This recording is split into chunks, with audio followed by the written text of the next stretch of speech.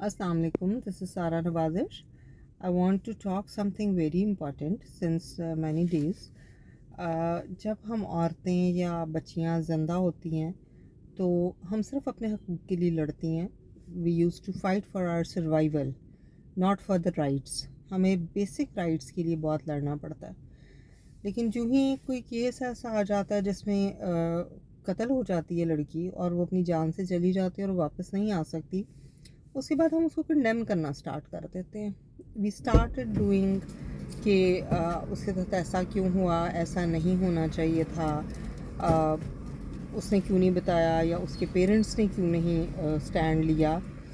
लेकिन मुझे ये बात बिल्कुल बहुत अजीब लगती है कि हम इन दिस सोसाइटी इतने ब्रॉड माइंडेड क्यों नहीं हैं कि अपनी बेटियों को ये समझाएं कि we are going to let you get married. ठीक है, you are not a slave. अगर आपको कभी ये लगे, आप अपनी बच्चियों को लिमिट्स बताएं कि अगर आपका हस्बैंड वो मिजाजी खुदा इस सिलसिले में नहीं है कि वो आपको फिज़िकल या मेंटल टॉर्चर करे. अगर वो एक्सीड करता है, if he do have that kind of touch towards you, तो यू हैव दिस राइट कि आप बोलें, आप उसको कंडेम करें.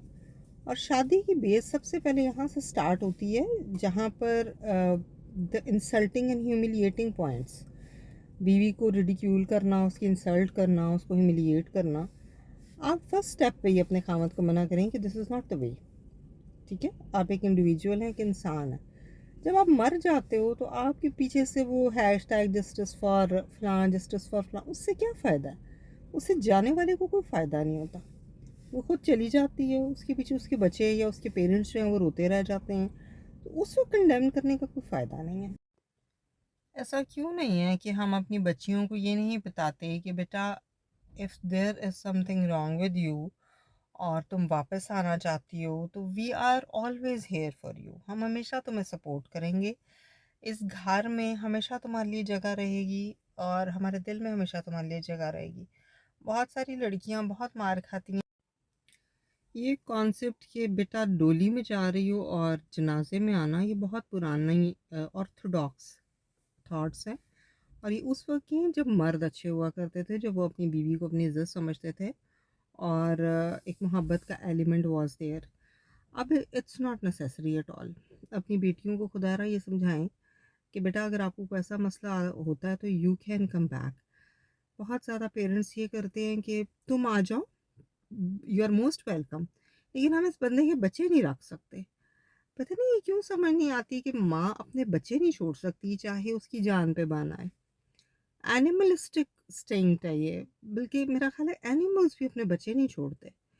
तो अपनी बेटियों को इस तरह डिवाइड ना करें कि वो नहीं, हमने तो इनको कहा था कि तुम वापस आ जाओ, वो खुद नहीं आई.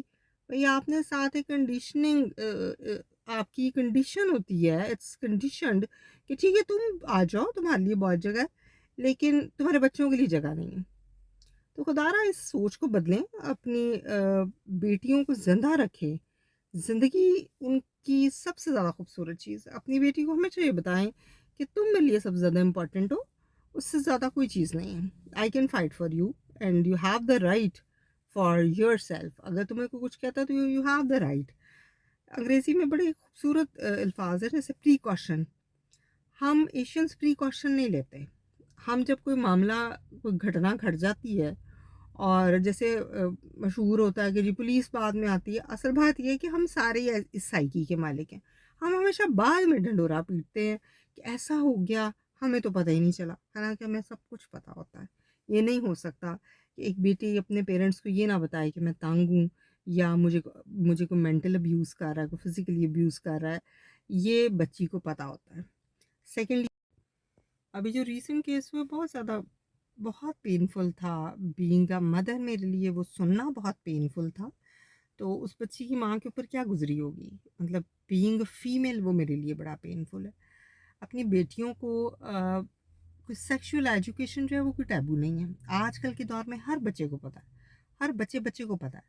तो जब उनको पता है तो वो खुद गलत बातें सीखते हैं. तो आप खुदारा अपने बेटों को और अपनी बेटियों को ये बताएं कि बेटा आपकी क्या, अपने बेटों को ही तरबियत में भी और अपनी बेटियों को भी ये बताएं कि आपके स्पाउस की क्या राइट्स हैं. ठीक है? आप किस लिमिट तक कंप्रोमाइज़ कर सकते हैं, उसके आगे आपने कंप्रोमाइज़ नहीं करना। That is beyond your limit. ये समझाना पेरेंट्स का काम है।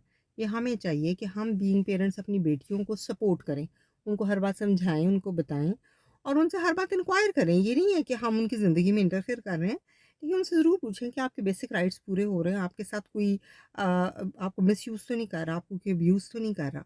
तो प्लीज़ अपनी बेटियों को ज़िंदा रखें। लड़कियों का ज़िंदा रहना बहुत ज़रूरी है। बेटी बहुत बड़ी रहमत है और इट्स अ ब्लेसिंग। बेटी बहुत बड़ी ब्लेसिंग है। तो अपनी बेटियों को ज़िंदा रखें और उनको जीने का हक दें। वो ज़िंदा रहेंगी, वो एक पूरी फैमिली चलाएँगी और उनको कंडीशन्ड ना करें कि तुम आ जाओ और तुम्हारे बच्चे ना आएँ।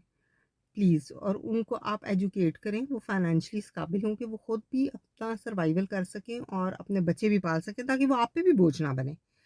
प्लीज़ अपनी बच्चियों को बहुत ज़्यादा सँभाल के जैसा हम रखते हैं ना, उनको उसी तरह उनकी हिफ़ाज़त करें जब वो मैरिड भी होती हैं, तो उनको हमेशा आपकी ज़रूरत होती है।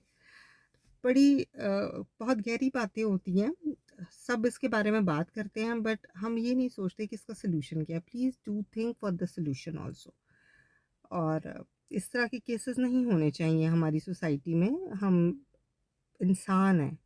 अपने आप को इंसान समझें, लड़की भी एक इंसान है, उसकी भी कुछ लिमिट्स होती हैं, उसकी क़ुव्वत बर्दाश्त एक सर्टेन लिमिट तक होती है। तो अपने बच्चों की तरबियत में ये चीज़ शामिल करें कि अपने स्पाउस को अपने इंसान समझना और इज़्ज़त देनी है। Thank you so much.